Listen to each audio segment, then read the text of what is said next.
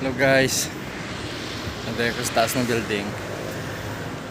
Yun, maganda dito. Kapagod mag-jogging. Sabi na yung pawis ko. Ayan, para ma-share ko naman sa inyo yung place ng Esplanades, yung sa Iloilo. Yun.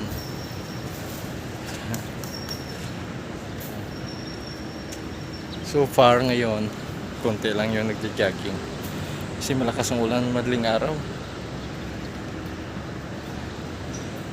Hindi lang malakas, ang lalaki pa. Maingay yung bubungan.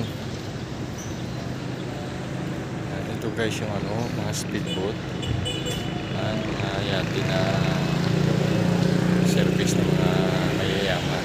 Ako,